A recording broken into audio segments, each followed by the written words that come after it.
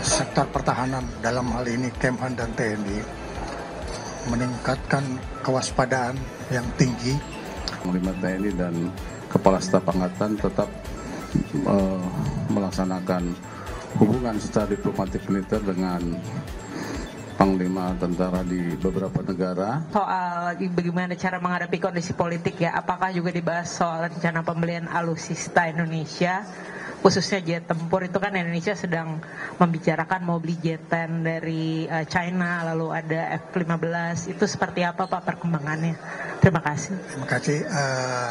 Saya tidak menjelaskan secara detail, tetapi saya ingin menjelaskan mengenai kondisi geostrategi, kondisi geopolitik, dan kondisi geoekonomi yang menuntut sektor pertahanan yang terdiri dari Kementerian Pertahanan yang bertugas untuk merumuskan kebijakan strategi dan administrasi anggaran, dan Panglima TNI yang merumuskan kebijakan operasional dari Tentara Nasional Indonesia yang juga akan dilaksanakan oleh para kepala angkatan. Jadi inti dari kesimpulan yang dibahas tadi adalah sektor pertahanan, dalam hal ini Kemhan dan TNI, meningkatkan kewaspadaan yang tinggi dengan terus melakukan pembangunan kekuatan TNI dengan menggunakan filosofi Trisula Nusantara. Trisula itu adalah matra darat, laut, dan udara. Kemudian tentunya kebutuhan alutsista yang dibutuhkan oleh TNI Angkatan Darat dan TNI Angkatan Laut serta TNI Angkatan Darat ini dipasok tanpa pembatasan. Kita sebagai negara yang menganut politik bebas aktif dan juga berada pada garis non-blok, itu tidak mempunyai restriksi apa-apa terhadap pengadaan alutsista. Jadi kebutuhan pengguna dan pembina kekuatan ini kita fasilitasi untuk memperkuat kekuatan matra darat, matra laut, dan matra udara.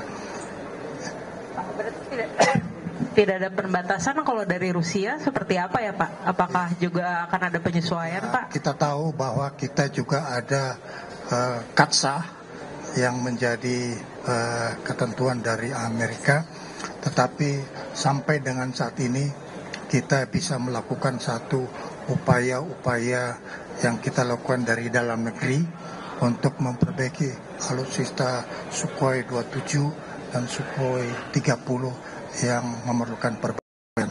Jadi kita tidak ada masalah-masalah yang berhubungan dengan sanksi. Saya Santi dari media IDN Times. Pak Menhan, izin saya punya 2 pertanyaan. Yang pertama Pak, kita mengetahui bahwa saat ini fokus TNI selain untuk pengembangan teritorial juga harus tetap mempersiapkan fungsi utamanya sebagai satuan tempur. Lalu kemudian ada banyak pertanyaan di benak publik karena kan situasi gencatan senjata di Timur Tengah itu diperkirakan tidak permanen ya Pak, dan bisa pecah kapan saja. Pertanyaannya, apakah kalau seandainya situasi serupa menimpa Indonesia, kita secara pertahanan kuat begitu Pak, misalnya untuk mendapatkan serangan udara dari negara tetangga gitu. Kalau misalnya sudah ada disiapkan, apa saja yang disiapkan? Kemudian yang kedua, Pak Menhan, terkait dengan kesepakatan dengan Perdana Menteri Malaysia terkait pengelolaan Selat Ambalat, mengapa kita akhirnya memilih kebijakan untuk mengelola itu secara bersama-sama, Pak? Ambalat, ya. Terima kasih, Pak Menhan. Ya, mengenai apa yang tadi disebutkan, Ambalat itu kita hindari hal-hal yang menyangkut konflik. Kita negara bertetangga, sebaiknya kita bertetangga dengan rukun. Kita tidak perlu bertetangga dengan konflik. Oleh karena itu, jalan yang terbaik yang kita bisa lakukan adalah melakukan satu pengelolaan sumber daya alam secara bersama-sama dengan mentargetkan mutual benefit tapi atas dasar mutual respect terhadap kedaulatan negara Kesatuan Republik Indonesia dan juga menghormati kedaulatan negara Malaysia. Yang kedua mungkin Panglima bisa tambahkan.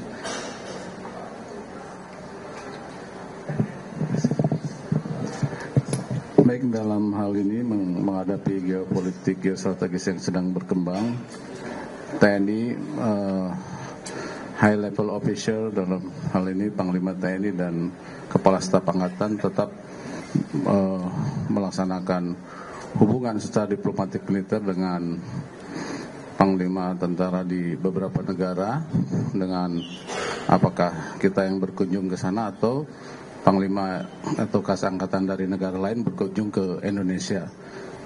Kemudian di bidang latihan, TNI juga menggelar beberapa latihan dengan negara lain. Kemudian juga pertukaran pelajar.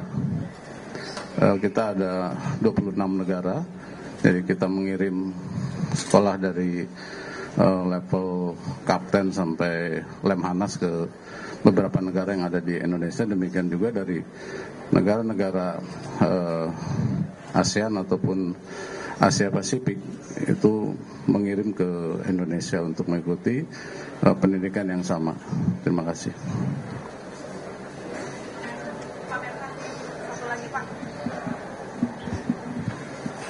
Pak Menhan, saya Alfa dari Kompas TV. Pak, mau menanyakan terkait dengan kondisi geopolitik saat ini, khususnya terkait dengan konflik yang dilakukan oleh Israel di beberapa negara.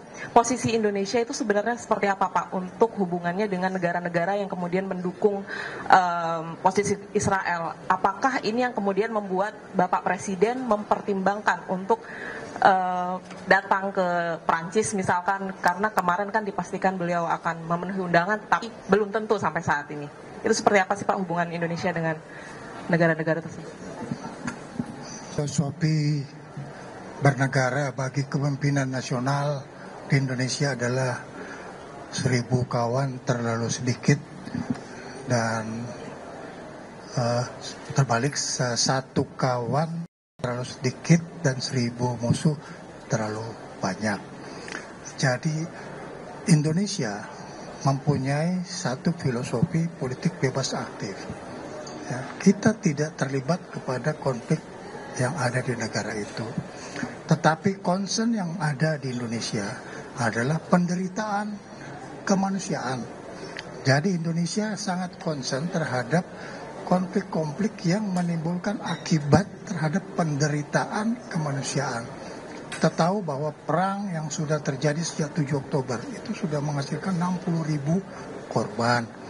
Nah, ini yang menjadi concern Presiden Prabowo untuk melakukan diplomasi. Berhentilah untuk berkonflik. Marilah duduk sama-sama agar kita bisa mendapatkan satu solusi yang bermanfaat bagi kemanusiaan. Kita jangan jadikan perlombaan senjata itu sebagai ajang korbannya jumlah manusia yang tidak berdosa. Saya kira itu ya. Terima kasih.